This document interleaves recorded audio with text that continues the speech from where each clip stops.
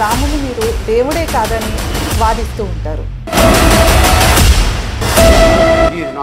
అసలు దేవుడు అనడానికి మీరు దేన్ని గుర్తించి దేవుడు అంటారండి? ఫస్ట్ కృష్ణుడు పుట్టాడు అంటారా మీరు? కృష్ణుడు పుట్టాడా? అసలు మీరు చెప్పే ప్రకారంగా పుట్టాడు. మనిషికి పుట్టాడా దేవుడికి పుట్టాడా అనేది సెకండరీ. వాళ్ళని దేవుళ్ళగా ఆరాధించినట్టు కానీ భగవద్గీతను కానీ రామాయణాన్ని కానీ ఒరిజినల్ బుక్ ఎక్కడుందో చూపించండి. తిరుమలలో భగవద్గీతను బోధిస్తారా? శ్రీశైలంలో భగవద్గీతను బోధిస్తారా? అసలు భగవద్గీతలో ఏముందో మీకు తెలుసా కనీసం? అంటే ఆ 4 మాటలు చెప్పడానికి అంత పెద్ద పుస్తకం అవసరం అంటారు. ఆ దేవుణ్ణి మొక్కుతున్నప్పుడు ఇంకో దేవుణ్ణి మొక్కకూడదు. ఇంకో దేవుణ్ణి మనం మొక్కకూడదు. ఎందుకు? మా పక్కింట్లో నాన్న ఉన్నాడు, ఆ పక్కింట్లో వాళ్ళు ఉన్నారు, అందరూ నాకు నాయనలు అయిపోతారా? ఇప్పుడు మీరు అన్ని కలగాపులు కానీ చేస్తున్నారు. అసలు కథలే మూర్ఖులు. ఆ రాసిన వాళ్ళు, వీళ్ళు చెప్పిన వాళ్ళు. అలా అనుకుంటే అన్ని మూర్ఖత్వం కిందకే వస్తాయి. దేవుళ్ళకు పెళ్లిళ్ళు చేయడం ఏంది, దేవుళ్ళకు కార్యాన్ని తీసుకురావడం ఏంది? ఏంది సార్ ఈ అల్లరి? మీ కాన్సెప్ట్లో క్లారిటీ లేదు. 7,000 చిల్లర విగ్రహాలు బయటపడ్డాయి. మీకు సంగతి తెలుసా? అసలు భలే చెప్తారు సార్ మీరు. హలో వ్యూవర్స్, మొదటి ఎపిసోడ్లో ఆయన మాటలు వాదనలతో ప్రేక్షకులని ఆలోచనలో పడేశాడు. ఇప్పుడు రెండో ఎపిసోడ్లో ఆయనకు ఎదురుగా కూర్చున్నది సనాతన ధర్మ విశ్లేషణలో ఎన్నో దశాబ్దాల అనుభవం ఉన్న నానాజీ పట్నాయక్ గారు. ఇది కేవలం ఒక చర్చ కాదు, ఆలోచనల డి. హిందూ యథార్థవాది వాదనలకి నానాజీ పట్నాయక్ గారి స్పష్టత, అనుభవం, అలానే అభిప్రాయాలు సమాధానం ఇవ్వబోతున్నాయి. ఇక్కడ మాటలు మాత్రమే కాదు, సత్యం, తర్కం, అలానే అనుభవం 3 ఒకేసారి ఢీకొనబోతున్నాయి. మరి ఎవరి వాదనలు బరువెక్కబోతున్నాయో మనందరం కలిసి చూద్దాం. జై శ్రీరామ్. నమస్కారం మేడం. సార్, రాముడిని దేవుడిగా, ఒక ఆదర్శమూర్తిగా ఇండియాలో హిందువులు ముఖ్యంగా ఎంతో బాగా కొలుస్తూ ఉంటారు. అలాంటి రాముడిని మీరు దేవుడే కాదని వాదిస్తూ ఉంటారు. ఆ వాదనకి నిదర్శనాలేంటి ఒకసారి మాకు చెప్పండి. మేడం, నాకు ఒక స్నేహితుడు ఉన్నారు మేడం. ఆయన ఒక అడ్వకేట్. ఆయన నాకు చెప్పినది ఏంటంటే, భారత రాజ్యాంగం మీద రాముని బొమ్మ ఉంటుంది. అది చాలామంది చూడరు, చాలామందికి అది తెలియదు. రాముడు దేవుడు అనే పదానికంటే he is a good administrator అని ఇండియాలో నివసించే వాళ్ళందరూ, అన్ని మతాల వాళ్ళు కూడా అంగీకరించారు. కాబట్టే ఆ రాజ్యాంగం మీద రాముడు బొమ్మ వచ్చింది అని ఆయన చెప్పాడు. అంటే దాని అర్థం ఏంటి? నిజంగా ఆయన దేవుడు అయి ఉంటే మిగతా మతాలు ఎందుకు అంగీకరిస్తాయి? మా దేవుని బొమ్మ పెట్టు, మాది పెట్టు, అది పెట్టు అనేవాళ్ళు. అతను ఒక పరిపాలకుడిగా రాజ్యాంగమే గుర్తించింది. నేను కూడా గుర్తిస్తున్నా. He is a best administrator in the entire world. But he is not a god. He is a administrator. రాజుని కూడా దేవుడిగా కొలిచే సమాజంలో మనం బతికాం కాబట్టి మనం కొంతమంది రాజుని కూడా దేవుడిగా ఆరాధిస్తున్నాం. అలా ఆరాధించడం తప్పు కాదు అంటాను. నేను ఆరాధించాను, మీరు ఆరాధిస్తే నాకు ఇబ్బంది ఏం లేదు, అభ్యంతరము లేదు. ఓకే, వేరే మతస్థులు అడ్మినిస్ట్రేటర్గా అయితే ఒప్పుకుంటున్నారు, అందరూ ఒప్పుకుంటారు. కానీ హిందువులు వచ్చేసి ఒక దేవుడిగా కొలుస్తున్నారు. దీని మీద మీరేమంటారు నానాజీ గారు? అంటే నాకు ఒక చిన్న సందేహం ఉందండి. నిన్ననే మీ వీడియో చూశాను. నిన్నటి వరకు మీరు ఎవరో తెలీదు. ఇంకొక విషయం ఏంటంటే, ప్రేక్షకులు నేను చెప్పేది ఒకటే, ఈ వీడియో ద్వారా ఏదో వాదించుకోవడము, గట్టిగా అరుచుకోవడం ఇది కాదు కావాల్సింది. మనకి ఒక క్లారిటీ ఇవ్వాలి. సామాన్య మానవుడికి అసలు ఏమిటనో క్లారిటీ ఇవ్వాలి.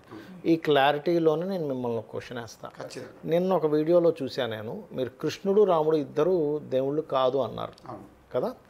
అసలు దేవుడు అనడానికి మీరు దేన్ని గుర్తించి దేవుడు అంటారండి? ఫస్ట్ మరణం లేని వ్యక్తుల్ని నేను దేవుడు అంటాను. అవును, కృష్ణుడు పుట్టాడు అంటారా మీరు? మీరే మనుషుల దాకా తిరిగాడు. పుట్టాడు అసలు కృష్ణుడు ఇంతమందిని సంహరించారు అని కూడా మీరే అంటున్నారు. క్వశ్చన్కి ఆన్సర్ చేయండి. కృష్ణుడు పుట్టాడా? అసలు ఖచ్చితంగా చరిత్ర ప్రకారంగా మీరు చెప్పే ప్రకారంగా పుట్టాడు. యోని నుంచి పుట్టలేదు ఆయన. యోని నుంచి ఒక విషయం సార్, మానవులుగా పుట్టాడా కృష్ణుడు? సార్ పుట్టుక అంటే మీరు అన్న ప్రకారం పుట్టుక అనే పదంలో మనిషికి పుట్టాడా దేవుడికి పుట్టాడా అనేది సెకండరీ. ఒకవేళ వీళ్ళకి పుట్టలేదండి పోలుస్తున్నప్పుడు మానవులు మానవ జన్మలో జీవించాడా లేదా? ఇక్కడ జీవించాడు కానీ పుట్టలేదు కదా. పుట్టకపోతే జీవనం ఎలా జరుగుతుంది సార్? అంటే మీరు అలా అన్నట్టయితే మీరు చెప్పే అన్ని కల్పితాలని ఎలా వాదించారు? ద్రౌపది అగ్ని నుంచి వచ్చింది అంటారు, పాండవులందరూ వరాలతో వచ్చారు. ఏంటి సార్ అది? అక్రమ సంబంధం అనాలి. మీరు పక్కనే తీసుకెళ్తున్నారు. అవన్నీ అక్రమ సంబంధం. అసలు రాముడు కృష్ణుడు పుట్టాడా లేదా చెప్పండి ఫస్ట్ మీరు నాకు. ఖచ్చితంగా పుట్టారు వాళ్ళు. ఎలా పుట్టాడు? ఎలా పుట్టారండి సార్? అందరూ ఎలా పుడతారో వాళ్ళు అలానే పుట్టారు. మనుషుల్లా పుట్టలేదు కదా ఆయన. అని మీరంటే అది ఎవరు నిరూపిస్తారు? ఆయన వచ్చి చెప్పాలి అప్పటికి, ఆయనే వచ్చి చెప్పాలండి. ఇప్పుడు ఒకవేళ వేరే వాళ్ళు ఎవరైనా చెప్తానండి సార్, మీ ఒక 10వ తరంలో ముత్తాత గారు పుట్టారు, ఇప్పుడు ఆయన వచ్చి చెప్పమంటే మీరు ఎలా చెప్తారు? ఆయన వచ్చి అదే కదా, ఇప్పుడు చరిత్రని వక్రీకరిస్తూ చెప్పడం వల్లనే ఈ సమస్యలన్నీ. రాముణ్ణి దేవుడిగా ఆరాధించినట్టు, కృష్ణుని దేవుడిగా ఆరాధించినట్టు చరిత్రలో కృష్ణుడు ఎక్కడా కూడా గర్భస్థం చేసి పుట్టలేదు, ఆయన ఆవిర్భవించాడు. అది శాస్త్రంలో ఉంది. మీరు అసలు మహాభారతం మీరు నేను అస్సలు చదవలేదు సార్. చదవకుండా ఎలా డిబేట్? సింపుల్ ఒకటే సార్, డిబేట్ కు రావాలి అంటే అన్ని చదవాల్సిన అవసరం సార్. లోక జ్ఞానం ఉంటే చాలు. గ్రంథాలు అంటున్నారు, మీరు చెప్పే గ్రంథాలు ఏం కనిపెట్టాయో నాకు చెప్పండి. ఒక వస్తువుని 10 మందికి ఉపాధి కలిగించే ఏం కనిపెట్టిందో నాకు చూపించండి. కృష్ణుడు ఎలా పుట్టాడో కూడా తెలియకుండా కృష్ణుడు ఎలా దేవుడు కాదండి సార్? కృష్ణుడు దేవుడే కాదు సార్, మనిషిగా పుట్టిన వ్యక్తి ఎలా దేవుడే పుట్టాడో కూడా తెలియదు సార్. మనిషి సార్ ఎవరు, నేను ఎలా పుట్టాను ఆయన అలా పుడతాడు సార్. ఒక తల్లి కడుపు, ఆయన తల్లి కడుపు పుట్టలేదని నేను మీరు అంటున్నారు. ఆయన మీకు వచ్చి చెప్పాడా? రాముడు మరణించాడు అసలు? ఖచ్చితంగా. ఎలా మరణించాడు? అసలు మరణించాడు అనుకుంటున్నారు సార్?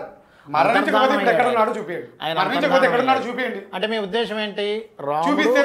చెప్పేదేనండి, రాముడు కృష్ణుడు మనుషులుగా తిరిగారు కాబట్టి వాళ్ళు దేవతలు కాదు, ఇదే కదా మీ ఉద్దేశం? ఖచ్చితంగా. ఎవరైనా ఆయనే కాదు, ఈ పాయింట్ ఆయనే కాదు, ఏ దేవుడి కూడా పెళ్లిళ్ళు చేసే దేవుడు కూడా దేవుడు కాదు. చెప్పేదేనండి, ఈ పాయింట్ మీద నిలబడి ఉండండి. ఖచ్చితంగా నిలబడతాను.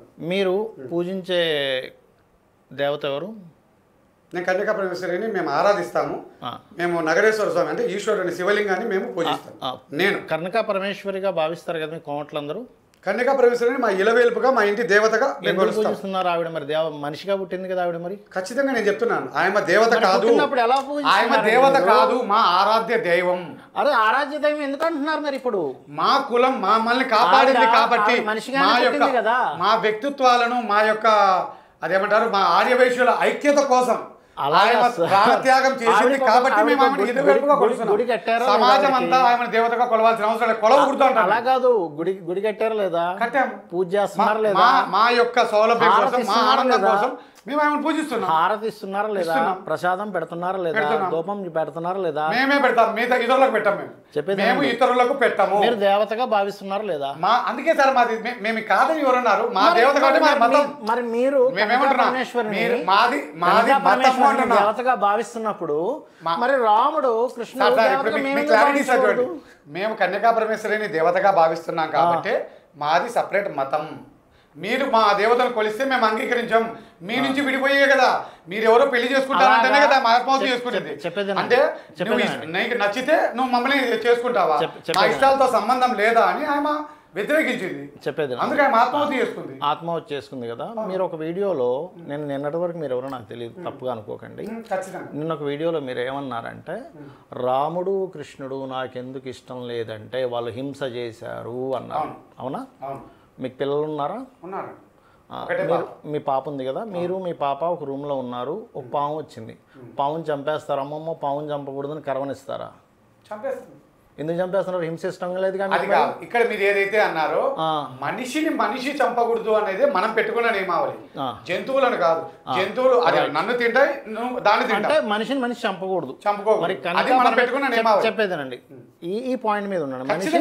మనిషి కోసం మనిషి చచ్చిపోకూడదు, మనిషి కోసం చచ్చిపోకూడదు, మనిషిని చంపకూడదు కదా.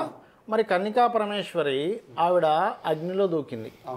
మరి ఆవిడతో పాటు 102 మంది కులాల వాళ్ళు కూడా ఎందుకు దూకారు? కులాల వాళ్ళు అదే ఒకే గోత్రీకులు 714 గోత్రీకులు అండి మీ దాంట్లో ఉండేది. 714 గోత్రీకుల్లో ఆ 102 మంది గోత్రీకులు కూడా ఇప్పటికీ మీరు ఇందాక మాట్లాడినప్పుడు టెంపుల్లో స్తంభాల మీద ఉంటాయి, 102 స్తంభాలు ఉంటాయి అక్కడ, తెలుసు కదా. మరి వాళ్ళని ఎందుకు దూకనిచ్చిందండి ఆవిడ? దూకనివ్వలేదు. ఆయనతో పాటు మేము కూడా ఉంటాము అని ఆయనకు సంఘీభావంగా. హింస వద్దనుకున్నప్పుడు వాళ్ళని ఎందుకు? హింస అంటే ఏంటి సార్? మనల్ని మనం ఆత్మహత్య చేసుకోవడం కాదు. ఆత్మహత్య ఇంకా మహాపాపం కదా. అది మీరు అంటున్నారు, కాదని నేను అంటాను. ఒక విషయం సార్, ఒక విషయం, ఇప్పుడు రక్తపాతం జరగకూడదు. ఒక విషయం, ఇప్పుడు రాజు వచ్చి చంపే బదులు మనల్ని మనం ఇప్పుడు ఆయనకు జరిగినది ఏంటి? వివాహం చేసుకోవాలనో లేక వ్యామోహంతోనో ఆ రాజు ఆమెను కావాలనుకున్నాడు. ఈమె నాకు ఇష్టం లేదు, నేను నగరేశ్వరుని నేను కొలుస్తున్నాను, నగరేశ్వరుని నేను ఆరాధిస్తున్నాను, నేను ఆయననే భర్తగా భావిస్తున్నాను అని కూడా కొన్ని బుక్కుల్లో ఉంది. అది నిజమా అబద్ధమా అని అంటే తెలియదు. మీరు మీ చరిత్ర- బుక్కులు బట్టే మీ నమ్ముతున్నారు మీ కదా. చరిత్ర అంతే. గురించి మీ మరి చరిత్ర గురించి మీకు బుక్కులు నేను బట్టే బుక్కే కాదు మేడం, నమ్ముతున్నారు. నా ఇంట్లోనే ఉంది. ఏంటి, నా ఇంట్లో ఉన్న దేవస్థానం నగరేశ్వరుడు. అంటే చెప్పేదండి సార్. కన్యకా పరమేశ్వరి దేవస్థానం ఆరాధించింది ఎవరిని అంటే నగరేశ్వర స్వామిని. కన్యకా పరమేశ్వరి దేవస్థానం ఎక్కడున్నా ఆ లోపల ఉన్న శివలింగం పేరు నగరేశ్వర స్వామి. నగేశ్వరునే ఆవిడ ఆరాధించిందండి, అందులో ఓకే డౌట్ లేదు. అది అయితే నేను బుక్కు అనేది బట్టి ఏంటంటే మీరు నా నమ్ముతున్నప్పుడు పెద్దలు మరి- చెప్పారు, నేను మరి నమ్ముతా. భగవద్గీత ఓకే, మీ నేనేమంటున్నా పెద్దలు మీరు చెప్పితే చెప్పిన ప్రకారం నమ్మినప్పుడు- మీరు చెప్పిన ప్రకారం రైట్ అయితే మా ఇంట్లో భగవద్గీత లేదు మేడం. మా గుళ్ళో లేదు, మా ఇంట్లో లేదు, అలాగే మా పెద్దల ఇంట్లో కూడా లేదు. చెప్పేది మా పెద్దల ఇంట్లో రాముడు లేడు, అంటే మా పెద్దల లేనిది- ఇంట్లో కృష్ణుడు కూడా లేడు. లేనిది నిజం అలా కాదు. అవ్వకుండా కాబట్టి ఉండదు వాళ్ళు దేవుళ్ళు కదా. కాదు నేనంట. నేను మీరు అనేది దేవుళ్ళుగా ఏంటంటే- భావిస్తే భావించండి, నాకు ఇబ్బంది లేదు. అలా దీని మీద కాదండి. మీరు చెప్పండి మీ- సత్యనారాయణ మీ- గారు మీ ఒకసారి. సొంత అభిప్రాయం అయితే మీ ఇంట్లో పెట్టుకోవాలి. అవును. యూట్యూబ్లోకి వచ్చి రాముడు దేవుడు కాదు, కృష్ణుడు దేవుడు కాదు అనకూడదు. ఇక్కడ ఒకటి సార్, చెప్పేదేనండి. హిందూ మీ మతం అభిప్రాయం అని మీరు ఇంట్లో ఎప్పుడైతే పెట్టుకోవాలి. అలాగా సార్, హిందూ అది మతంలో ఉన్న కరెక్ట్ తప్పుల్ని కాదండి. నేను నేను చెప్తున్నా. వచ్చేసి రోజు మీకు అన్ని మీ ఛానల్స్ అంతా తిరిగి కనకా పరమేశ్వరి ఆ మానవుడిగా పుట్టింది, ఆవిడ మానవుడిగా పుట్టింది, తర్వాత మళ్ళీ దేవతగా మారిందని చెప్తే అది దేవత కరెక్ట్ అనే కాదు పదం కదా. ఎవరు చెప్పారు సార్? దేవతగా మీరే అన్నారు కదా, మేము ఆరాధిస్తున్నామని. మా ఇలవేల్పు మా దేవతగా మేము ఆరాధిస్తున్నాం. అవును, మీ దేవతగా మీరు ఆరాధిస్తున్నారు, దేవత అంటున్నారు ఇప్పుడు మీరు కదా. రాముడు మీరు దేవుడు అన్నట్టయితే మీరు మతంగా ప్రకటించుకుంటే రేపటి రోజు నేను విమర్శ చేయను. నాకేం అవసరం, నేను అల్లానేమని అంటున్నానా లేక జీసస్ ఏమని అంటున్నానా? నేను అనేది ఏంటంటే ఇందాక మీరు ఒక మాట అన్నారు, ఏమిటి, ఎవరికి వారు ఆత్మాహుతి చేసుకోవడం తప్పు కాదు. ఆత్మాహుతి అనేది ఒక సమస్య పరిష్కారం కోసం తీసుకునే నిర్ణయం. చెప్పేదేనండి, తప్పు కాదు, కానీ హింస తప్పు అన్నారు. అవునా? అవును. ఇప్పుడు కోర్టు ఉంది. కోర్టు ఒక మిలిటరీ వ్యక్తి, ఒక ఆర్మీ వ్యక్తి మన సరిహద్దుల్లో నిలబడి శత్రువుని చంపుతాడు. అవును. వాడికి శిక్ష వేస్తుందా, లేకపోతే ఎవడైనా ఆత్మహత్య చేసుకున్న వాడికి శిక్ష వేస్తుందా? ఇంకా వేసుకున్న వాడికి శిక్ష వేసేదానికి దారి లేదు.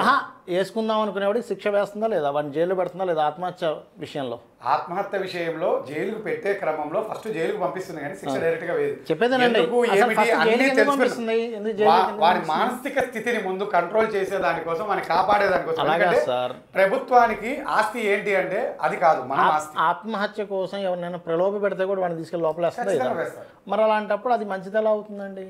మేము అదే కదా సార్ అనేది, మాది మతం అండి, మా మతాన్ని మేము ఆచరించుకుంటాం.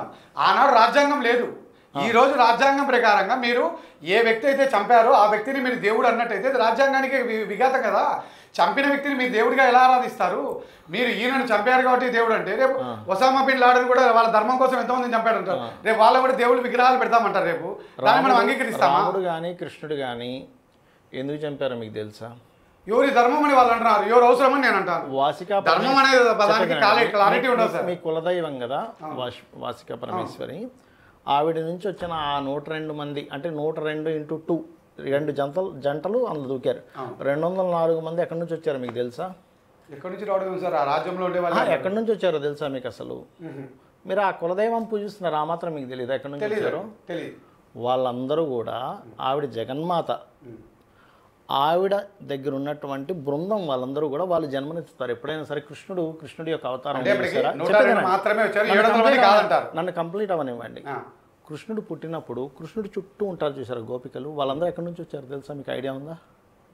మీరు చెప్పండి, నేను తర్వాత చెప్తాను మీకు. అవంతా కూడా దేవతా అంశాలండి. ఇప్పుడు రామాయణంలో మహాభారతంలో కూడా రాక్షసాంశాలుగా మనకి కౌరవుల యొక్క సంబంధం వాళ్ళందరూ వస్తారు, దేవతాంశాలుగా వీళ్ళందరూ వచ్చారు. అవునా? ఇప్పుడు రామాయణంలో కూడా వానరులు అందరూ ఎవరు అనుకుంటున్నారు? ఉట్టి వానరులు కాదు వాళ్ళు. ఒక భగవంతుడు గనక, ఒక దేవత సంబంధించినటువంటిది గనక మనకు అక్కడ వచ్చినప్పుడు దానికి సంబంధంగా మిగతా వాళ్ళందరూ కూడా వస్తారు. గుర్తుపెట్టుకోండి. అక్కడ ఏదో ఆవిడేదో వాళ్ళందరినీ ప్రలోభపెట్టి అందులో దూకేమైనా ఆవిడే అనలేదు. అదంతా ఏంటంటే అక్కడ అవతార సమాప్తం అయిపోవాలి, మొత్తం టీం మొత్తం వెళ్ళిపోవాలి. అంతేగాని అది సమర్థించడము, ఇది సమర్థించకపోవడం కాదు. ఇక్కడ ఏంటంటే దుష్ట సంహారం జరగడం కోసం భగవంతుడే స్వయంగా వచ్చి, కృష్ణుడికి పుట్టుక లేదు, రాముడికి మరణం లేదు, ఆయన అంతర్ధానం అయ్యాడు. గుర్తుపెట్టుకోండి. వచ్చి ఆ యొక్క కార్యాన్ని కంప్లీట్ చేసుకొని వెళ్ళారు. మీకు కానీ నాకు కానీ ఇప్పుడున్నటువంటి వాళ్ళకి కానీ వాళ్ళని దేవుళ్ళు కాదని అనేంత హక్కు కానీ అనేంత ఇది కానీ మనకు లేదు. ఎందుకంటే అసలు ఒక రాముడు జస్ట్ సెకండ్స్, అంటే మీరు కన్ను మూసి తెరిచే లోపల కొన్ని వేల మందిని చంపేసేవాడు తెలుసా? ఆ స్కిల్స్ మీరు ఇందాక అన్నారు, అడ్మినిస్ట్రేషన్. నాట్ ఓన్లీ అడ్మినిస్ట్రేషన్ ఒకటే కాదు, ఇంకా చాలా ఉంటాయి అక్కడ. చాలా చాలా చాలా చాలా చాలా ఇది ఉంటుంది అంటే అవన్నీ ఇప్పుడు ఎందుకు ఏమైనాయి సార్? అంటే అవన్నీ చచ్చిపోయాయి ఇప్పుడు, ఆ కళలు ఆ కళని లేవా ఇప్పుడు? అంటే ఆయన వారసులు ఆయన సంతానమైన మీకు ఇవన్నీ రాలేదా? ఆ కళల దాకా అక్కడ దాకా ఎందుకండి? ఒకప్పుడు మెడికల్లో నాడీ పట్టుకుంటే మనకి ఏ జబ్బో చెప్పేవారు. ఇప్పుడు ఉందా అసలు అది? అదే నేనే అడుగుతున్నా. అందుకే నేనే మిమ్మల్ని అడుగుతున్నానండి, ఇది ఉందా అసలు? ఏది నేను ఎప్పుడు నాడి పట్టుకొని చెప్పే విధానాల్లో కొంతమంది సీనియర్ డాక్టర్లు ఉన్నారు, వాళ్ళు అయితే చెప్పగలుగుతారు అలాంటి సమస్య వల్ల నాడిలో డిఫరెన్స్ ఇలా పట్టుకుంటే ఉండేది. ఇప్పుడు ఏమైపోయింది మరి అది? అటువంటి వ్యక్తులు లేరు, అంతరించిపోయింది. అలాగే అంతరించిపోవడమే లేదు సార్. ఇప్పుడు మీరు చెప్పే అంతరించి అనే పదాన్ని నేను ఏ పరిస్థితిలో ఏకీపించాను. ఏకాగ్రత కలిగిన వ్యక్తులు లేకపోవచ్చు, అంతరించిపోవడం అనేది ఉండదు. ఇప్పుడు నేను ఉన్నాను, నేను కుక్కలకు వైద్యం చేస్తాను, నేనే డాక్టర్ని కాదు, నేనే చదవలేదు, నేను వైద్యం చేస్తాను. నేను నా ముందరికి తీసుకురండి ఏ కుక్కనైనా సరే, అది బతుకుతుందా చనిపోతుందా ఏ విధంగా దయమవుతుంది నాకు నా మీద దాని మీద ఉన్న నాకు ఏకాగ్రత, అది నాకు ఏకాగ్రత ఉంది కాబట్టి నేను ఆ పట్టు సాధించగలిగాను. ఏకాగ్రత లేని వాళ్ళు మిగతా వాళ్ళు ఉంటారు. నేను చూస్తానే చదువుకున్న వాడే చెప్పలేనిది నేను చెప్పగలిగాను. చెప్తానండి, ఒకప్పుడు అంటే కళలు కానీ కొన్ని అంతరించిపోతూ ఉంటాయి. ఒకప్పుడు నారదుడు భూమి మీద వచ్చి మాట్లాడేవారు అంటుంటారు, దేవతలు ప్రత్యక్షమై మాట్లాడేవారు అంటూ ఉంటారు. మరి ఇప్పుడు ఎందుకు లేదు అంటే కలియుగం ఇది, కలి ధర్మాలు కొన్ని ఉంటాయి. ఆ కలి ధర్మ పరంగా కొన్ని అలా జరుగుతుంది. మీరు ధర్మం ప్రకారంగా జీవిస్తున్నారు, రాజ్యాంగం ప్రకారంగా జీవిస్తున్నారు ఈ లోకంలో? మీరు ధర్మాన్ని పాటిస్తున్నాను, రాజ్యాంగ పరంగా. రాజ్యాంగం మనకేందుకు కట్టుకుంటప్పుడు దాన్ని పక్కన పడేయాలి కదా. ధర్మం వేరు రాజ్యాంగం వేరే. అలా ఎలా అవుతుంది సార్? రాజ్యాంగం వేరు ధర్మం వేరు, చాలా డిఫరెన్స్ ఉంది. చెప్పండి చూద్దాం. మీరు చెప్పే ధర్మానికి మన హిందువులకు వ్యతిరేకులు ఇప్పుడు ఎవరు? రాజ్యాంగానికి హిందువులకు వ్యతిరేకులు అని అందరూ అంటున్నారు, ముస్లింలు వ్యతిరేకులు అంటున్నారు. దాని మీద మనం సమాధానం చేద్దాం పండి. ఫస్ట్ ఒకటి కంప్లీట్ అవ్వనివ్వండి. రాజ్యాంగానికి ధర్మానికి ఉన్న తేడా చెప్పండి ఫస్ట్ మీరు. ధర్మం అనేది మనస్సాక్షి, మీ మనస్సాక్షి ఏదనిపిస్తే అదే ధర్మం. అంటే మనస్సాక్షికి ఏదనిపిస్తే ధర్మం అంతే. మీరు బయటికి చెప్పుకోలేరు, మీలో మీరు బాధపడే ఒకటి నా మనసుకి అనిపించింది ఒకటి చంపేయాలి, ధర్మమేనా? అందుకే అది మీ వరకే. మీరు బయటికి వచ్చి దాన్ని తప్పు చేసినప్పుడు రాజ్యాంగం మేరకు మీకు శిక్ష పడుతుంది. రాజ్యాంగం మేరకు మీరు రాజ్యాంగం అంటే రాజ్యాంగం మనందరం కూర్చొని రాసుకున్న ఒక బుక్. చెప్తానండి, ఒక రాజ్యాంగం అనేటువంటిది ఒక సొసైటీ కోసం తయారు చేసింది. అదే కదా మనము అంటే, అదే కదా సొసైటీ అంటేనే మనం కదా. ఇప్పుడు లా ఉందనుకోండి, ఉదాహరణకి లాలో నేను మీకు ఒక 50 లక్షలు అప్పు ఇచ్చాను అనుకోండి ఉదాహరణకి, దానికి ఒక సిస్టమ్ ఉండాలి, ఒక పేపర్ ఉండాలి, అప్పుడే మీకు లా నాకు న్యాయం జరుగుతుంది. లేదా మీరు నాకు ఇచ్చినా మీకు న్యాయం జరుగుతుంది. కానీ ధర్మం అనేటువంటిది ఎలాంటిదంటే ఎటువంటి పేపర్ లేకపోయినా కూడా నా మనస్సాక్షికి నేను ఈయనకి నేను 50 లక్షలు ఇచ్చాను, లేకపోతే మీరు నాకు 50 లక్షలు ఇచ్చారని తెలిసి ధర్మబద్ధంగా ఇచ్చేసేయడం. అర్థమైందండి?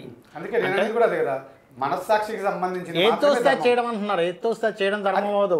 ఇప్పుడు ఏది తోస్తే అనేది వేదంలో ఏది చెప్పబడిందో ఆ ధర్మం అవుద్ది. ఇప్పుడు మీరు చెప్పేదానికి నేను వేదంలో ఏం చెప్పబడింది? నువ్వు ధర్మం అనే పదంలో నాకు చెప్పింది ధర్మం అవదండి. రకరకాల అభిప్రాయాలు రకరకాల సందర్భాలతో మారిపోతూ ధర్మం ఒకే రకంగా ఉండదు. కాలానికి అనుగుణంగా సందర్భానుసారం ధర్మం మారుతూ ఉంటుంది. చెప్పేదేనండి సార్, ఏది తోచితే అది చేసేది, అది వాడి యొక్క ఆలోచన విధానం అవుతుంది, వాళ్ళ టేస్ట్ అవుతుంది. ధర్మం ఈజ్ డిఫరెంట్.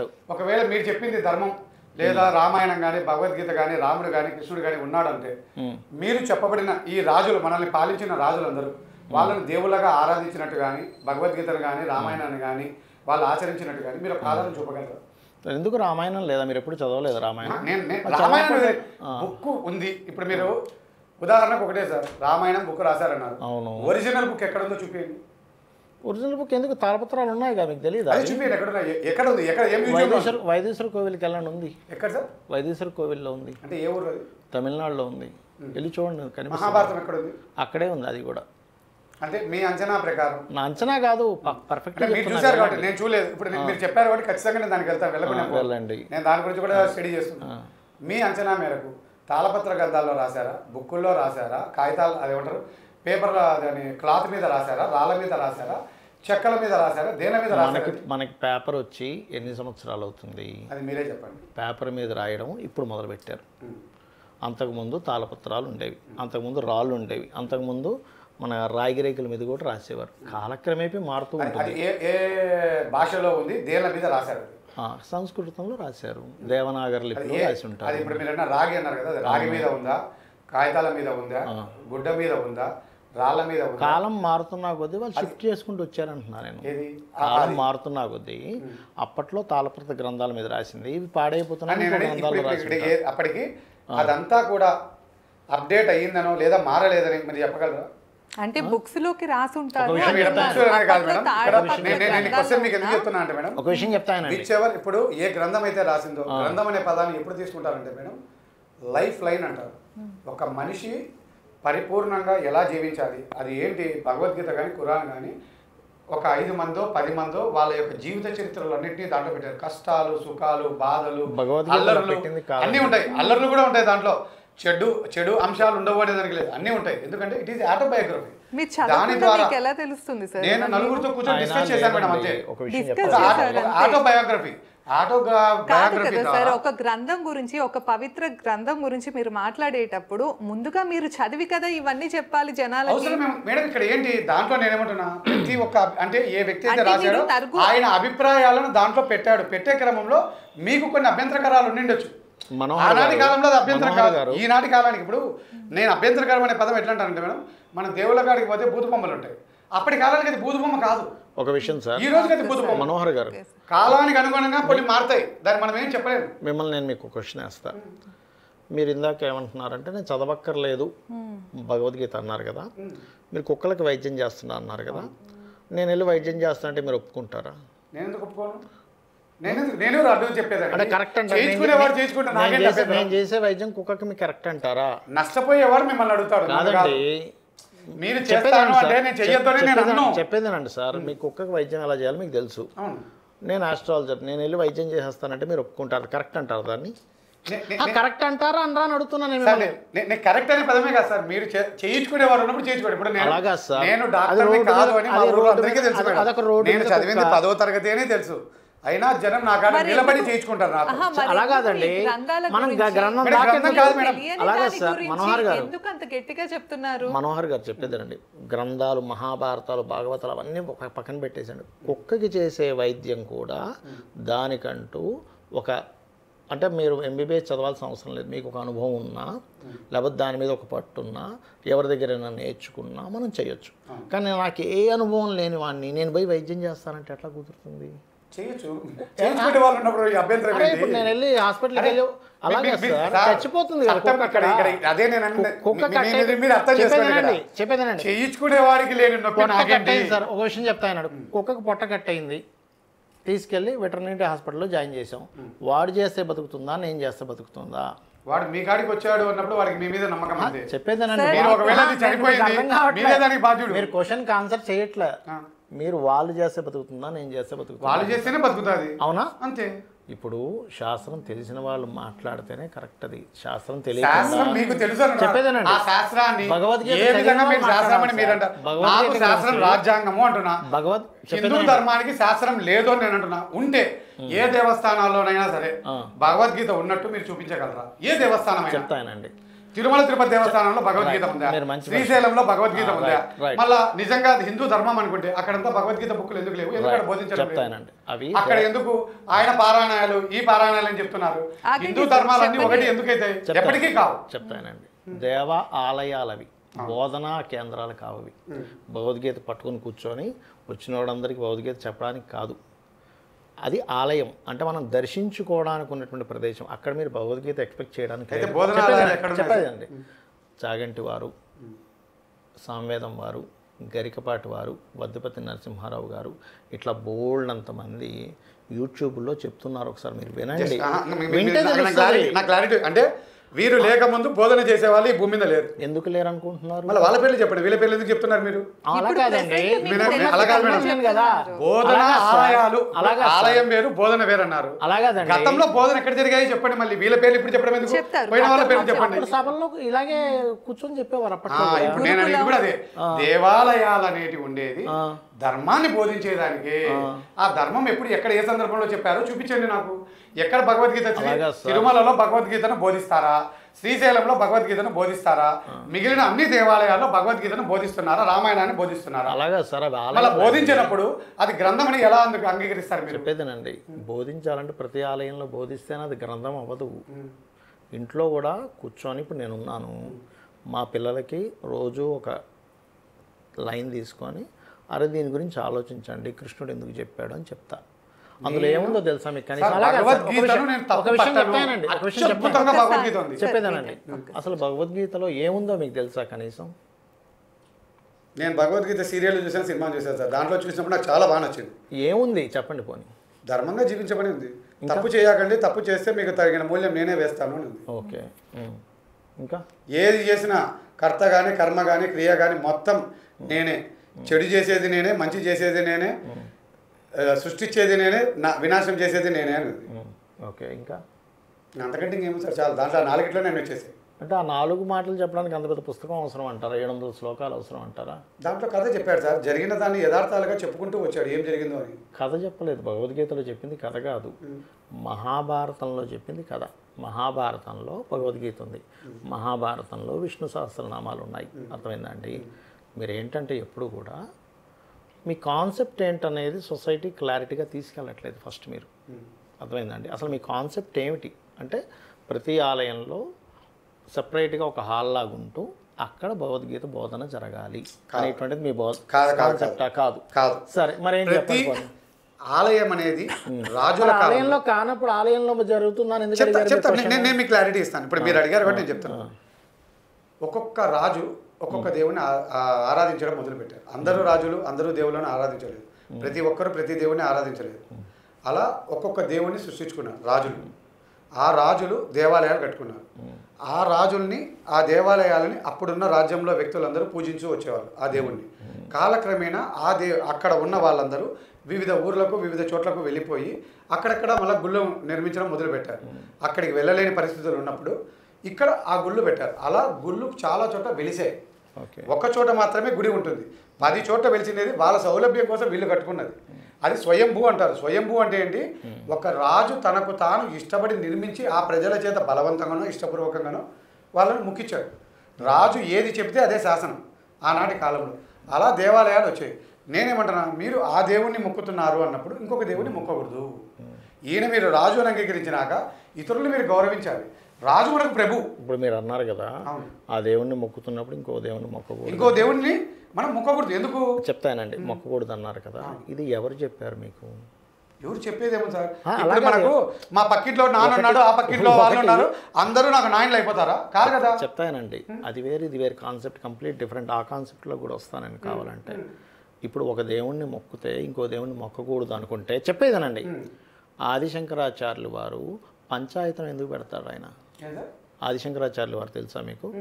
పంచాయతనం పెట్టారు తెలుసా మీకు? అది పంచాయతనం కూడా తెలియకపోతే ఎట్లా మాట్లాడుతున్నారు? పంచాయతనం అంటే ఏమిటి? సాధించడం కాదు. పంచాయతనం అంటే ఏంటో తెలుసా మీకు? నాకు తెలియదు. 5 దేవతలు ఒకే దగ్గర ఉండి మనం శక్తిని పూజిస్తే శక్తిని సెంటర్లో పెట్టుకుంటాం, విష్ణువుని పూజిస్తే విష్ణువుని పెట్టుకుంటాం, అమ్మవారు ఆరాధకులైతే అమ్మవారిని పెట్టుకుంటాం, శివుడైతే శివుడిని మధ్యలో పెట్టుకుంటాం, స్కందుడైతే స్కందుడిని, ఇంకొకంతమంది సూర్యభగవాను పెట్టుకుంటారు. అంటే ఏమిటి? ఇవి ఎందుకు పెట్టారు? ఒకే దేవతను పూజిస్తే ఇంకొక దేవతను పూజించకూడదు అనుకుంటే కనుక ఫస్ట్ మొట్టమొదటిగా మనకి ఆదిశంకరాచార్యులు వారు అది పెట్టరు. ఎందుకంటే ఆదిశంకరాచార్యుల వారి కంటే మనం గొప్ప వాళ్ళమేం కాదు. నేనైతే నేను ప్రతిదీ నేను ఒక రిఫార్మ్స్ అనుకున్నప్పుడు నేను ఎవరిని గొప్ప అను, ఎవరిని నేను తక్కువ చేయను. చెప్పేదేనండి, వాళ్ళు చెప్పినది తప్పైతే ఖచ్చితంగా విభేదిస్తాను.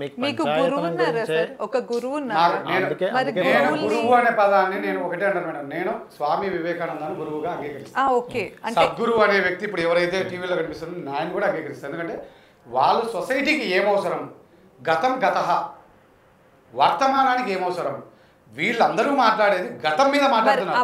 గతం మీద మాట్లాడడం వల్ల సమాజ నిర్మాణం జరగదు.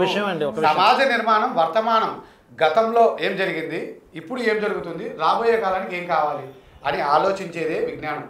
ఆ విజ్ఞానం కొరకు మాత్రమే నేను వచ్చాను. గతం పైనే మాట్లాడాలి అంటే నేను ఆ మూర్ఖులతో ఎక్కువసేపు మాట్లాడలేదు. చెప్పేదేనండి, విజ్ఞానం వేరు, ఆధ్యాత్మికత వేరు, నమ్మకాలు వేరు, మనం పాటించేటువంటి ధర్మాలు వేరు. అయితే ఇప్పుడు మీరు అన్ని కలగాపులగం చేస్తున్నారు. మీరు ఒక వీడియోలో నేను చూసా, ఏంటంటే హింస చేసిన వాడిని నేను దేవుడిగా ఒప్పుకోను అన్నారు. గుర్తుందా మీకు? ఖచ్చితంగా. రైట్. మీరు శివారాధన చేస్తుంటారు కదా, శివుడు త్రిపురాసుర సంహారం చేశాడు, ఆ విషయం మీకు తెలుసా? అసలు కథలే మూర్ఖులు. ఆ రాసిన వాళ్ళు వీళ్ళు చెప్పిన వాళ్ళు దేవుడికి పెళ్లి చేశాడనేవాడే ఒక మూర్ఖుడు. అలా అనుకుంటే అన్ని మూర్ఖత్వం కిందకే వస్తాయి.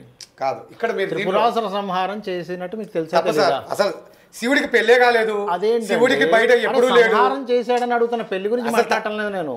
అసలు చేయలేదండి. శివుడు ప్రత్యక్షమే కాలేదు, శివుడు ఎప్పుడు చేయలేదు. శివుడు అనేది ఏదైతే ఉందో దేవుడికి ఆకారం. శివలింగం ఎలా వచ్చిందో చెప్తారు మనోహర్ గారు. శివలింగం ఎలా వచ్చిందో మీకు ఆ విషయం తెలియక శివుడు ఎవరిని తెలియదు సార్, నాకు చాలా పక్కాగా తెలుసు. మీరు ఆ విషయం తెలియక మీరు ఎవరిని చంపలేదనుకుంటున్నారు. శివుడు అనే కాదు, దేవత దేవుడు కావచ్చు, అమ్మవారు కావచ్చు, దుష్ట శిక్షణ కోసం వాళ్ళు జనుల్ని హింస పెట్టేటప్పుడు చంపుతారు. ఒక పులి ఒక ఊర్లోకి వచ్చి అందరినీ చంపేస్తుంది అనుకోండి, లేకపోతే ఒక రాక్షసుడిలాగా ఒకడు వచ్చి అందరినీ గనుపట్టుకుని టక కాల్చేస్తున్నాడు. గవర్నమెంట్ ఏం చేస్తుంది? వాడిని హింస చేయకూడదని, వాడు మనిషి కదా అని వదిలేస్తుందా, కాల్స్తుందా వాడిని? గవర్నమెంట్ చంపేస్తుంది. ఎందుకు చంపేస్తుందండి? మరి మనిషిగా చంపకూడదుగా. అలాగే పరమేశ్వరుడు కూడా, ఈశ్వరుడు కూడా త్రిపురాసుర సంహారాన్ని చేశాడు. మీరు ఒక వీడియోలో విని నన్ను నవ్వుకున్నా, అరే ఈయనేంది శివుడు మరి చంపినట్టు ఈయన తెలీదా అనుకున్నా. అసలు శివుడు, మీరు శివుడిని ఆకారం చూపించిన, శివుడికి పెళ్లి జరిగిందని చెప్పిన, శివుడికి పిల్లలు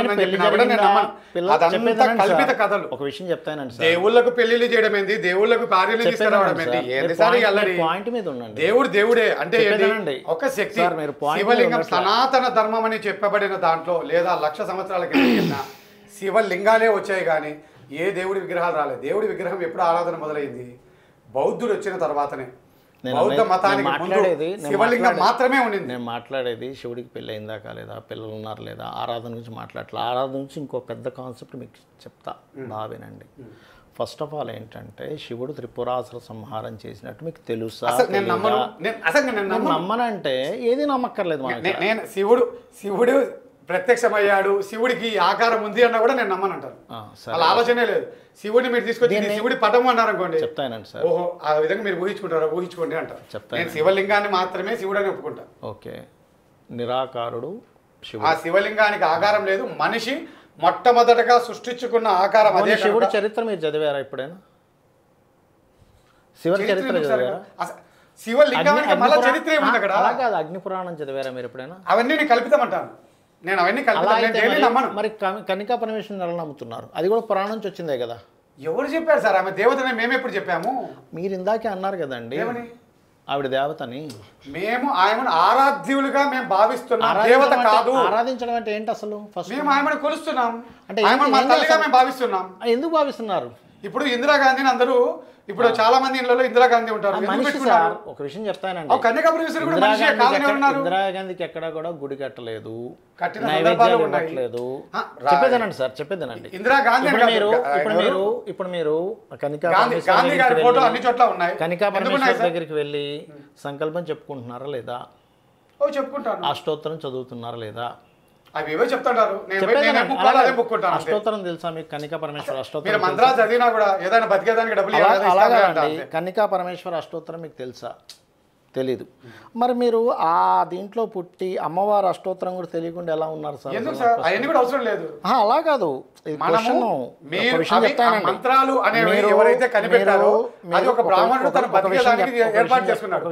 నేను దాన్ని అంగీకరించాను. అందుకేమంటాను, కనీసం నాకు మా అమ్మ నాన్న చనిపోతే పిండాలు పెట్టేటప్పుడు కూడా నా అంతకు నేను కూర్చొని అక్కడ పెట్టేస్తాను తప్ప బ్రాహ్మణుని పిలిచాను. చెప్పేదనండి, మీరు కృష్ణుని రాముని క్వశ్చన్ చేసినప్పుడు మీరు కనీసం మీ దీంట్లో ఉన్నటువంటి అమ్మవారి అష్టోత్తరం కూడా తెలియకపోతే అలాగా అడుగుతున్నా. ఎందుకు తెలియదు? తెలుసుకోండి. పాడడం కూడా అవసరం ఏముంది? నేను మంచి చేస్తున్నాను, మంచి చేస్తాను. మీరు అది పాడకపోతే నువ్వు వైశ్యుడి కాదు అన్నాడు అనుకోండి, అప్పుడు నేను తీసేసుకుంటా.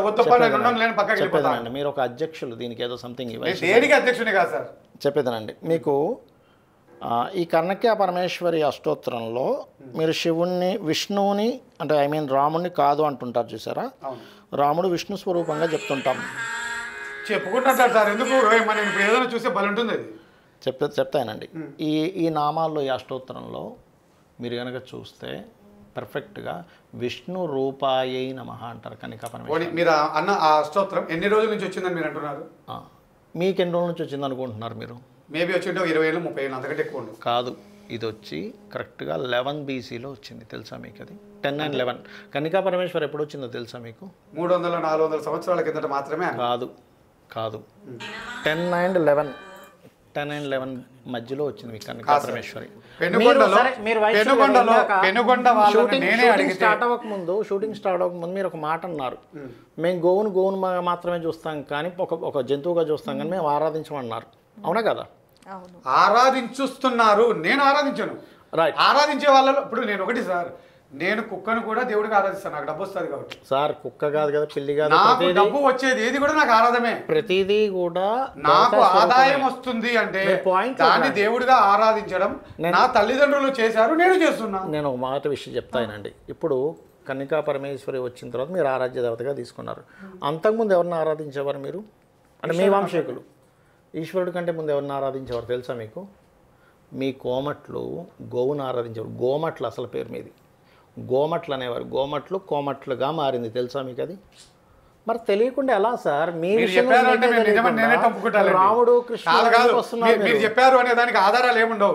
మీరు గోమట్లు కోమట్లు ఏముంది, ప్రతి ఒక్కరు గోవును సాగేవాడు, డబ్బు ఉండేవాడు, గోవును సాగేవాడు. చెప్పేదనండి, కాలంలో డబ్బు మా కాడే ఉండేది కాబట్టి గోవును మేము సాగుతాం. అప్పట్లో వైష్ణవులు అంటే ఏంటంటే అంత బిజినెస్ పీపుల్. ఈ బిజినెస్ పీపుల్ ఏం చేసేవారంటే గోవులు రక్షణ చెయ్యాలి మనము అని గోవుల్నే దేవతలుగా ఆరాధించి గోమట్లు అలా అలా అలా కోమట్లుగా మారారు. నేను ఇంకోటి చెప్తా చూడండి సార్, డబ్బు ఎక్కడైతే వస్తుందో, ఎక్కడైతే డబ్బు ఉంటుందో మేము అక్కడ ఉంటాం. మీరు రాముడి మీద మీరు మూలాలు అని మీరు ఏదైతే అంటున్నారో అవన్నీ కూడా ఎవరో ఏదో చెప్తారో అవి మ్యాచ్ అవుతాయి. మ్యాచ్ అయినంత మాత్రాన కోమట్లు కాస్త గోవు నుంచి వచ్చింది కాబట్టి కోమట్లు చేశారు. ఇవన్నీ మ్యాచింగ్లు అంతే. తెలియకపోతే తెలియదని ఒప్పుకోవాలి. అది ఎలా కాదు, మీ మూలాలు మీరు ఒప్పుకోనప్పుడు మీరు మేడం నేనేమంటున్నా మేడం, మూలం అనే దాన్ని రోజే పక్కన పెట్టిన నా పెద్దలు ఆచరించారు, నేను ఆచరిస్తాను. ఇప్పుడు ఏం కావాలో చెప్పండి, ఇప్పుడు ఏం కావాలో చెప్పండి, ఇప్పుడు ఏం జరగాలో చెప్పండి. అవి కాదు ఆ మూలాలు చూద్దాం, ఏం సాధించారు, ఆ మూలాల ద్వారా మీరు ఏం కనిపెట్టారు, ఏ ఉద్యోగాలు తెచ్చారు, ఏ ఆదాయం తెచ్చారు. మేడం నేను నా అమ్మవారిని పూజించే క్రమంలో నేను ఫైట్ చేస్తున్నది కూడా ఒకటే. ఒక విషయం ఆ పెద్దలు కానీ ఆ పెద్దలు కానీ అవి మీకు అవసరం లేదన్నప్పుడు మీకు రాముడు కృష్ణుడు కూడా అక్కర్లేదు. ఎందుకు మాట్లాడుతున్నారు? అయ్యా బాబు, రాముడి పేరుతో కృష్ణుడి పేరుతో వ్యాపారాలు జరుగుతున్నాయి, మీరు ప్రతి ఒక్కరు జై శ్రీరామ్ అనాలి, లేకపోతే బంధువు కాదు అంటున్నారు. నేను దాన్ని విభేదిస్తా. నేను అనేది మీకు మూలాలతో సంబంధం లేదన్నప్పుడు మీరు రాముడు కృష్ణుడు గురించి వీడియోలో మూలాలతో సంబంధం అనే పదంలో నేను ఆయనను దేవుడిగా ఆరాధిస్తున్నాను. ఇప్పుడు నేను బైబిల్, ఇప్పుడు బైబిల్ ఉంది సార్, ఖురాన్ ఉంది. ముస్లింలలో 90% ఖురాను బైబిల్ కూడా ఇంకో ఎపిసోడ్ 90% మంది దాన్ని చదవలేదు. వాళ్ళు దేవుడిని అంగీకరించినప్పుడు చదవలేదు కాబట్టి దేవుడు కాదు అంటే ఎట్లా? వాళ్ళు అంగీకరిస్తారంటారు, నేను చదవలేదు అయినా దేవుడిగా అంగీకరిస్తా. మీ మూలం తెలుసుకోవడం వేరు, మీరు అంగీకరించడం వేరు, మీరు ఆరాధించడం వేరు, మీరు ఒక దీక్షగా తీసుకోవడం, అన్ని డిఫరెంట్ కాన్సెప్ట్స్ ఇక్కడ మీకు అర్థం. మీరు అనుకోవచ్చేమో సార్, ఒక రకంగా చేస్తుంది కాదు, అన్ని కలిస్తేనే జరుగుతాయి. నేను ఉమ్మడిగానే ఏదైనా సాధించగలను, విడివిడిగా చేయాలి అంటే విడివిడిగా చేసిన వాళ్ళు ఎవరు చూపించారు. దేనికి అది వేరు వేరు పేర్లు ఉన్నాయి, బటన్ వేలు, చూపుడు అన్ని రకాలు పెట్టుకుంటారు సార్. ఎందుకు? పేర్లు ఎందుకు ఉన్నాయి సార్? మనిషి సౌలభ్యం కోసం, మనిషి యొక్క ఏ చెయ్యికి బాగలేదు అనుకున్నారు అని చెప్పారు. ఒకటే కదా మరి మీరు కోమట్లు నేను సెపరేట్గా వేరేది ఆరాధిస్తున్నా ఎందుకు అంటున్నారు? మరి నేను అందుకే ఏం చెప్తున్నా, హిందువులందరూ ఒకటే అనుకున్నప్పుడు ఒకే దేవుడిని ఆరాధించుకుందాం, ఒకే రకంగానే ఉందాం, ఒకే నియమావళి పెట్టుకుందాం, ఆ నియమావళి పెట్టుకుని బతుకుదాం పదండి. ఒక విషయం అందుకే కూర్చుందాం పట్టండి, రాసుకుందాం పట్టండి అంటున్నా కదా. మనోహర్ గారు, ఫస్ట్ మీరు వాట్ ఈస్ ద కాన్సెప్ట్ అనేది క్లారిటీ ఉండాలి మీకు. మీరు చాలా మంచి వాళ్ళు, గుర్తుపెట్టుకోండి, మీరు చాలా మంచి వాళ్ళు, కానీ మీ కాన్సెప్ట్లో క్లారిటీ లేదు. కాన్సెప్ట్ క్లారిటీ పెంచుకొని ముందుకెళ్ళండి. ఇక్కడ ఏం లేదు సార్, నా కాన్సెప్ట్ మిస్టర్ క్లియర్గా ఉన్నాను, ఇతరులు దాన్ని అంగీకరించలేరు. ఫస్ట్ క్లియర్గా ఉంటే ఫస్ట్ మీ దాని గురించి మీకు తెలియకుండా ఎందుకుంటారు? ఎవరికి తెలిసి చెప్పండి, నాకొద్దు, నాకు తెలియదు. మీరు ఎవరో ఒక వైశ్యుడికి ఫోన్ చేసి మీకు తెలిసిన వాళ్ళు ఉంటే చెప్పండి. నేను నా కులంలో ఉంటారు సార్, నేను చెప్తా చూడండి, నేను నా కులంలో పోరాడేది కూడా ఏంటి అంటే నా కులం ఎలా ఆవిర్భవించింది, నా కులంలో నా కుల దేవత ఏం చేసింది అనేది చెప్పండి. శివాలయంలో శివుడి గురించి చెప్పండి, వెంకటేశ్వర దేవాలయంలో వెంకటేశ్వరుడు గొప్పదనం చెప్పండి. అవేవి చెప్పలేదే, అంటున్నారు. శివుడు త్రిపురాసుర సంహారం చేసింది కూడా మీకు తెలియకపోతే ఎలా అవుతారు మీరు? ఇప్పుడు చెప్పండి, ఆయన ఏ విధంగా చేశాడు, ఏది చేశాడో చెప్పండి. మీరు చాగంటి వారివి, సామవేదం వారివి ఇలా వినుంటే మీకు తెలిసి ఉండేది, వీళ్ళ తెలియట్లేదు, మీరు వినలేదు. నేను ఏ విధంగా దేవుణ్ణి కోరుకుంటాను, ఏ విధంగా రిఫార్మ్స్ రావాలని కోరుకుంటాను, ఏ విధంగా సిస్టమ్ రావాలని కోరుకుంటాను అని చాగంటి గారు లేరు అనుకోండి, అయితే గారికి సిస్టమ్ ఆగిపోయినట్టే. ఎందుకు లేదు? చాగంటి గారు లేకపోతే ఆ సిస్టమ్ ని డెవలప్ చేయాలి. ఎక్కడ చేశాము, ఎవరు చెప్పాలి? నిర్మాణం జరగాలి. ఏంటంటే వీళ్ళు చెప్తున్నారు కాబట్టి ఎంతో కొంత మనకు తెలుస్తుంది. చాగంటి వారో వారో వీళ్ళు చెప్పలేదు అనుకోండి, ఎలా తెలుస్తుంది మనకి? నేను ఈ ధర్మం చెప్పలేదు, ఎలా తెలుస్తుంది మనకి? నేను వీళ్ళు చెప్పిందే దాన్ని కూడా నేను విభేదించాను, కానీ బాగున్నాయి కాబట్టి గమ్మునుంటా. కానీ నేను సద్గురు గారి వీడియోలు చూసినప్పుడు ఆయన సమాజం పట్ల, దేవుడి పట్ల, దేవుడు అనేదానికి ఆయన చెప్పిన నిర్వచనాలు చాలా అద్భుతంగా ఉన్నాయి. నేను ఎప్పుడు ఏం కోరుకుంటాను, ఇటువంటి వాళ్ళు గురువులుగా ఉండి శిష్యుల్ని తయారు చేసి ఆ శిష్యుల్ని దేవస్థానాల్లో పెట్టాలి. దేవుడి తరపున ఒక గురువు ఉండాలి. ఇప్పుడు పూజారులు ఉన్నారు, వాళ్ళకి ఏం తెలుసు, మంత్రాలు చదువుతారు పోతారు, మరి నా ఏం జరగలేదు అంటే చెప్పడు. నేను ఆ వ్యాపారాన్ని వ్యతిరేకిస్తా. జ్ఞానాన్ని బోధించాలి, సమస్యను పరిష్కరించేందుకోసమే దేవాలయాలు ఉన్నాయి. దేవాలయాలు కట్టింది పూజించుకుంటూ, సమస్య ఉమ్మడిగా కూర్చొని సమస్యల మీద చర్చించుకుంటూ అభివృద్ధి చేసుకునే దానికోసమే దేవాలయాలు ఉన్నాయి. ఆ దేవాలయాలు ఈరోజు ఏంటి, కమర్షియల్ దేవాలయాలు అయ్యాయి. నేను దీన్ని విభేదిస్తున్నా. నాకు నా భగవద్గీత నువ్వు చెప్పుతున్నావు, నా భగవద్గీత నువ్వు నా గుళ్ళో ఎందుకు చెప్పలేదు? నువ్వు స్కూల్ ఎందుకు కట్టలేదు, ఆసుపత్రులు ఎందుకు కట్టలేదు, కాలేజీలు ఎందుకు పెట్టలేదు, ఉపాధి అవకాశాలు ఎందుకు చెప్పలేదు? దేవుడి మాన్యం నువ్వే తింటావా? నేను హిందువుని కాదా, నేను ఎందుకు తినకూడదు? చెప్తానండి. దేవుళ్ళకి ఒకప్పుడు మాన్యాలు ఉండేవి, దేవుడి మాన్యం ఉండేది, బడి మాన్యం ఉండేది. తెలుసా మీకు? గుడి మాన్యము, బడి మాన్యము, చాకలి మాన్యము అన్ని రకరకాల మాన్యాలు ఉండేవి. తెలుసా మీకు అది? అయితే ఇక్కడ ఏంటంటే ఒకప్పుడు మాన్యాలు ఉండేవి కాబట్టి ఆ గుళ్ళలా నడిచేవి. ఇప్పుడు మాన్యాలు లేవు. ఏదో కొన్ని పురాతన ఆలయాలకి తప్పితే ఇప్పుడు మాన్యాలు లేవు. లేనప్పుడు ఏం చేయాలి చెప్పండి? తిన్నారా, అమ్ముకున్నారు, అన్నీ జరిగాయి అక్కడ. అక్కడికి వాళ్ళ ద్రోహులని మనం ప్రకటిద్దామా? మరి మీకు విషయం చెప్తానండి. హిందువులు కాదని ఒప్పుకుందామా? హిందూ ద్రోహులు అందామా, రాక్షసులు అందామా వాళ్ళందరినీ మనం? చెప్తానండి. ఇప్పుడు మీరు ఆ వాళ్ళనే కాదు, ఎవడేం చేసినా సరే ద్రోహమే అవుతుంది. వాళ్ళు గుడిమాన్యం తిన్నవాళ్ళు ద్రోహులు, మిగతా ఏది తినని వాళ్ళు ద్రోహులు కాదని కాదు. అక్కడ ఎవడు ఏది ఇంకోటిది లాక్కున్నా అది ద్రోహమే అవుతుంది. అది ధర్మం కాదు, అది. అవునా? నేను అనేది ఏంటంటే ఇప్పుడు మీరు అంటున్నారు టెంపుల్లో పూజారు ఉంటున్నారండి, ఆయన ఏదో ఇట్లా చదివేస్తున్నారు. ఆయన వరకు అంతవరకే అయింది. ఆయనకి మొత్తం అన్నీ తెలిసేసేయాలన్న రూల్ ఏం లేదు.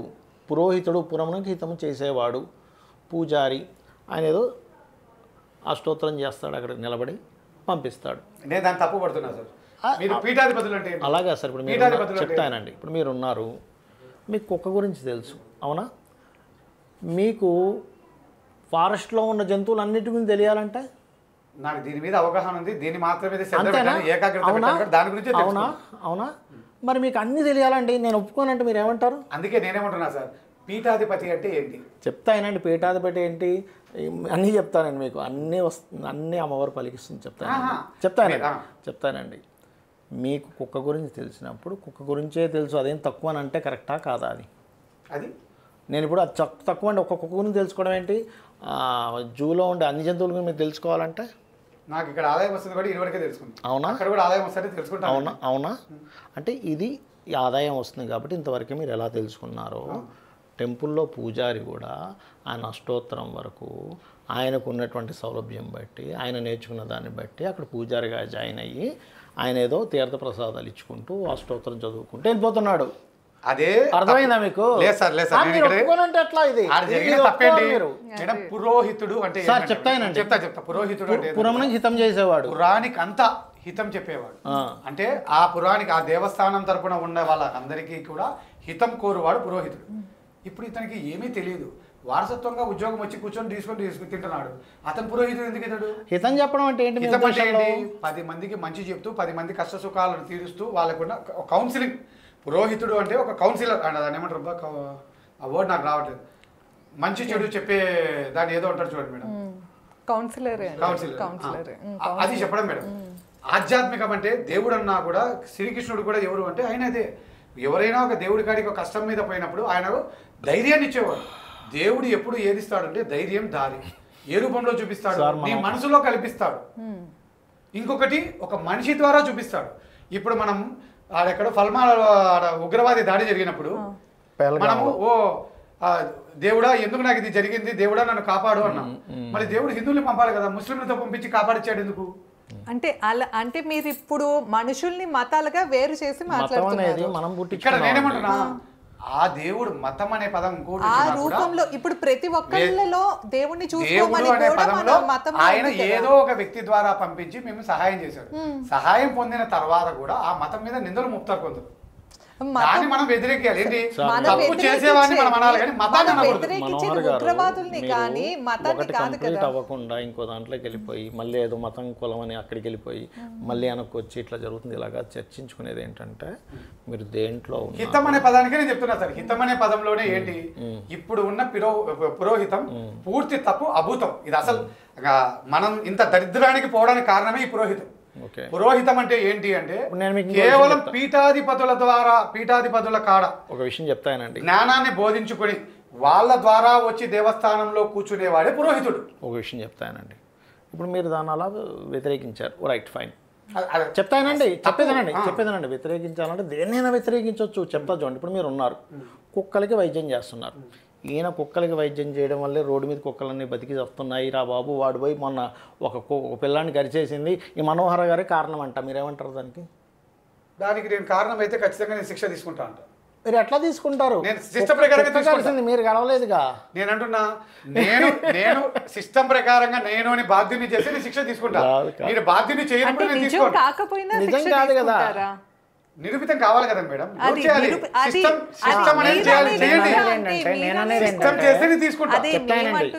ఎవరో ఎక్కడో ఒక పురోహితులు అలా చేసినంత మాత్రం అన్ని చోట్ల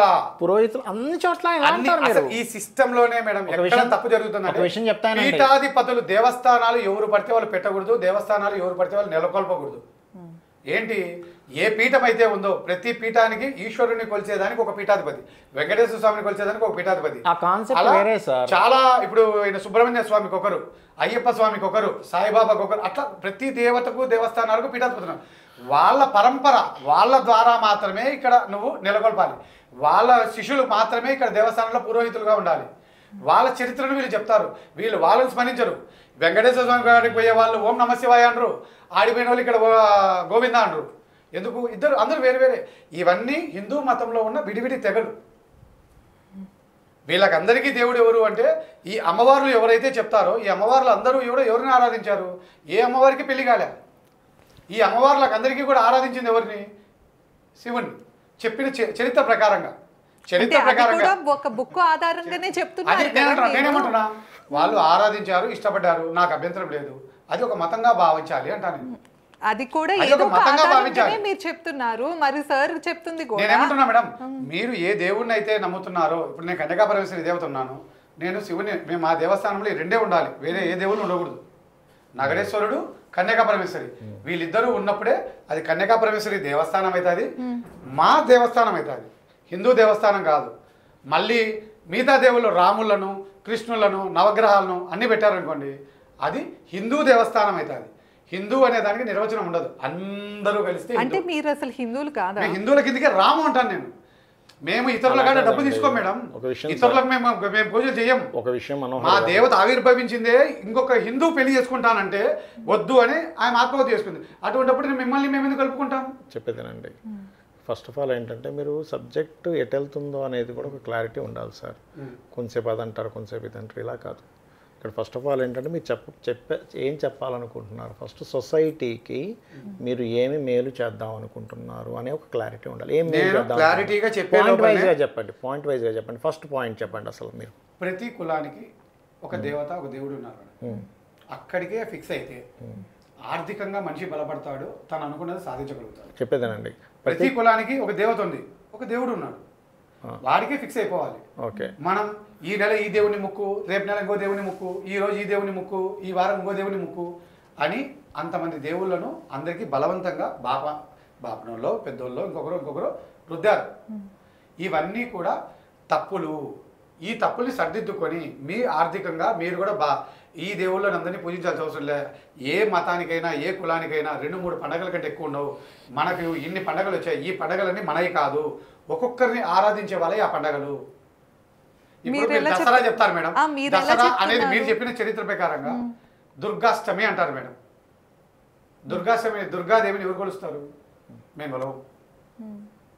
మళ్ళీ వాళ్ళు చేసుకోవాలి కదా దసరా, మేము ఎందుకు చేస్తున్నాం? దుర్గాదేవి అంటే ఎవరండి? దుర్గాదేవి ఎవరు తెలుసా మీకు? అన్నిటికన్నీ చెప్తారు. ఆమె అందరినీ పుట్టించింది బ్రహ్మ విష్ణు పరమేశ్వరుని పుట్టించింది ఆమె అని చెప్తారు. ఇంకా నేనేం కాదంటాను, నేను అసలు కాదనే అంటాను. మీకే అర్హత కాదనడానికి? నేను కాదు అని వ్యక్తిగా నేను ఖచ్చితంగా చెప్తాను. కాదనడానికి ఆయన ఒక దేవతగా ఆరాధిస్తున్నారు, మీరు ఆరాధించండి. మీరు ఆరాధించేటప్పుడు మీది రైట్. మిమ్మల్ని నేను విభేదించాను కాదు అని చెప్పడానికి సాక్ష్యాలు ఏంటి? దేవుడికి సాక్ష్యాలు ఉండవు మేడం, నమ్మకం. ఇది కూడా నమ్మకం మాత్రమే. ఆ నమ్మకాన్ని నేనేమంటున్నా, మీది నమ్మకం అన్నప్పుడు మీది ఒక మతం అవుతుంది. చెప్తానండి, మీది ఒక మతం. కాదు అనడానికి అర్హత ఏమిటి మీకు అసలు? ఫస్ట్ నేను హిందువుని కాబట్టి కాదంటున్నా. హిందూ అర్హత అవ్వదు కదా కాదనడానికి. నేను హిందువుగా నన్ను ఈ దేశం గుర్తిస్తుంది కాబట్టి నేను ఈ అంశాలన్నిటి మీద తప్పులని ప్రశ్నించడము, విమర్శించడము నేను చేస్తున్నా. నాది తప్పు నాది కాదు అన్నప్పుడు దానికి సరైన పరిష్కార మార్గాన్ని చూపించమంటున్నా. నాది తప్పు అని కరెక్ట్గా నిర్వచనాలతో సహా నాకు చూపించగలిగితే ఖచ్చితంగా నా వాదాన్ని వెనక్కి తీసుకొని నేను సారీ కూడా చెప్తాను. దుర్గాదేవి కేవలం ఏదో కలకత్తాలోనే నిలబడి అక్కడ ప్రజలనే కాపాడడం అనేది చేయలేదు. ఈ విశ్వంలో ఉన్న అన్నిటినీ కాపాడుతూ వచ్చింది ఆవిడ. అర్థమైందండి? అందరికీ మాత ఆవిడ. వాళ్ళే చేయాలి, వీళ్ళు చేయకూడదు, గణపతిని వాళ్ళే చేయాలి, మనం చేయకూడదు అనే. అమెరికాలోనో లేదా ఈ భూమండలంలో అన్ని చోట్ల ఈ దేవుళ్ళు ఎందుకు లేరు సార్? ఎందుకు లేరు? ఉన్నారు, ఇప్పుడు బయటపడుతున్నాయి. మీరు చదవండి. చెప్పేదానండి, అమెరికాలో సార్ స్వయంభూ అని అంటారు. మనోహర్ గారు ఎందుకు పిలవలేదు? అక్కడంతా ఎందుకు రాలేదు? మనోహర్ గారు, అమెరికాలో ఇప్పటికీ 7,000 చిల్లర విగ్రహాలు బయటపడ్డాయి. మీకు ఈ సంగతి తెలుసా? అసలు అమ్మవారి విగ్రహాలు బయటపడ్డాయి తెలుసా మీకు అసలు అంటున్నా? అలా కాదు, బయటపడ్డాయి తెలుసా భూమిలో నుంచి? 10,000 పైనే శివలింగాలు బయటపడ్డాయి తెలుసా మీకు అమెరికాలో? నేనైతే ఇంతవరకు చూడలేదు. మరి చూడకుండా మాట్లాడతారు. కొన్ని సోషల్ మీడియా, కొన్ని ఛానళ్ళు సముద్రంలో నుంచి రావణాసుడిది గద వచ్చింది, బాణం వచ్చేసింది అని రకరకాలు చూపిస్తున్నారు మేడం. ఇవన్నీ కల్పితాలే తప్ప ఎందుకంటే నిజాలు అనేది మీడియా ముందుకు వచ్చి అమెరికా గవర్నమెంట్ ప్రకటించచ్చు, లేదా ఇండియా వాళ్ళే పోయి, లేదా ఇప్పుడు గురువు గారు చెప్పారు ఇదోండి వీడియోలు ఇదోండి ఇవన్నీ ఇక్కడ దొరికాయి అని చూపిమనండి. ఎందుకు ఎవరు చూపిలే? ఆ బుక్ లో పేపర్లో వచ్చింది, ఎందుకు చూపిమనండి? మీరు చూడలేదు, మీరు చూడక చూపించలేదంటున్నారు. యూట్యూబ్ లో కనిపించేది నిజం. ఇప్పుడు ఒక విషయం సార్, ఇప్పుడు సార్ వారే అమెరికాకి వెళ్ళి ఒక విషయం చెప్పండి, ఇవన్నీ ఉన్నాయి, లేదా మోడీ గారు మన దేశ ప్రధానం, లేదా హిందువుల పెద్దలని చెప్పబడే వాళ్ళందరూ అమెరికాలో ఇవన్నీ కనిపించాయి. రేపటి రోజు ముస్లిమ్స్ కానీ క్రిస్టియన్స్ కానీ గమ్మునైపోతారు. చెప్పేదానండి, దాని మీద మాట్లాడరు కదా. ఇప్పుడు మీరు ఇప్పటికీ ఒక 7-8 వీడియోల్లో చేస్తుంటారు. మీరు 7-8 వీడియో యూట్యూబ్ ఛానల్ చేశారు కదా. నేను ఎన్ని వీడియోలు చేసి ఉంటాను నాకు తెలియదు కదా. నేను చూసానే కానీ నాకు తెలియదు. నేను 35,000 వీడియోలు చేశా, మీరు 100 చేసి ఉంటారు కదా. నిన్నటి వరకు మీరు ఎవరో నాకు తెలియదు. నిన్న ఈవిడ నాకు లింక్ పంపిస్తే చూసా. మీరు చూడనంత మాత్రాన్ని మీరు చేయనట్టా చెప్పండి? నేను చూడలేదు మిమ్మల్ని, చెప్తానండి. నేను చూడలేదు, చెప్పేదానండి. చూడనంత మాత్రాన్ని మీరు 100 వీడియోలు చేయనట్టా? చేయనట్టా అంటే ఒకటి చూడాల్సిన అవసరం లేదు. చేయనట్టా? చేసినట్టే. నేను చేశారు కదా. అలాగే మీరు చూడనంత మాత్రాన అమెరికాలో దొరికినవి మీరు చూడనంత మాత్రాన లేనట్టుగా కొట్టిపోయడానికి లేదు అంటున్నా. మేమేమంటున్నాం సార్, మన భారతదేశ ప్రభుత్వం వారు కానీ అమెరికా ప్రభుత్వం వారు వాళ్ళకేం పనండి? అరే అలా అంటే అది మన సంపద కాదా? అంటే దేవుడు కాదా? చాలా సార్లు ప్రకటించారు, మీరు వినలేదు, మీరు చూడలేదు. ఇప్పుడు చూపించండి అడిగిపోతే నెట్లో ఉండే అడిగి పోవు కదా. అదేదో నెట్లో చూపించండి, మీరు కొట్టుకొని చూడండి. మీరు నేను ఎందుకు చూపించాలి మీకు? మీ చేతిలో మీరు ఆన్లైన్లో కొట్టుకొని చూడండి, కనిపిస్తాయి. అలాగా సార్, ఏమని కొట్టాలో నాకు తెలియదు, నాకు చదువు తక్కువ. మీరు కొట్టి చూపించండి. మీరు ఆన్లైన్లోకి వెళ్ళి నెట్లోకి వెళ్ళి అమెరికాలో ఎక్కడెక్కడ ఏ విగ్రహాలు దొరికాయని కొట్టండి, వస్తాయి మీకు. ఇది ఒకటి ఆధారం. నేను ఇక్కడే ఉన్నాను, నేనే వెళ్ళిపోవట్లేదు. మళ్ళీ మనం కూర్చుందాం. ఓకే, ఇతను కొన్ని అడుగుతున్నాడు అన్నప్పుడు మీరు చూపించారనుకోండి, ఓకే నా వాదన తప్పు. అమెరికాలోనే కాదు, ఆస్ట్రేలియాలో చెప్పేదండి, ఆస్ట్రేలియాలో, ఆఫ్రికాలో, అమెరికాలో, అదేవిధంగా నెదర్లాండ్స్లో అనేకమైనటువంటి దేశాలలో తవ్వితే కొన్ని విగ్రహాలు దొరికాయి, కొన్ని ఆలయాలు దొరికాయి తెలుసా అండి.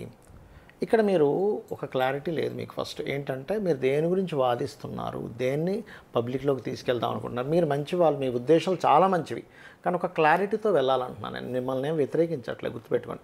మీరు ఒక క్లారిటీతో వెళ్ళండి. మీరు ఇప్పుడు ఇందాక అన్నారు మన దేవాలయాల్లో భగవద్గీత బోధిస్తున్నారా? బోధించాలి మీరు అన్నట్టుగా, కాకపోతే అది ఆలయాలు అయిపోయాయి.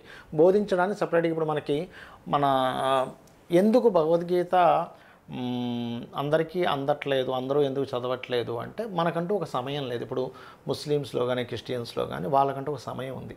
ఆదివారం నాడు అందరూ క్రిస్టియన్ వెళ్ళిపోతారు, అవునా కదా? అక్కడికి వెళ్ళాను కూర్చొని యెహోవా ఇలా చెప్పను, యేసు ఇలా చెప్పను, యేసు రక్తము చేత మీ యొక్క పాపములు కడగజేయుచున్నాడు అని ప్రతి వారం రోజు అరే వాళ్ళని స్తోత్రం చదివావా అని అడుగుతాడు తండ్రి. మరి నమాజ్ ముస్లిమ్స్ పొద్దున్న మధ్యాహ్నం సాయంత్రం వెళ్ళిపోతున్నారు, అందరిని పట్టుకుని వెళ్ళిపోతారు. మన వాళ్ళం మనం ఏం చేస్తున్నాం?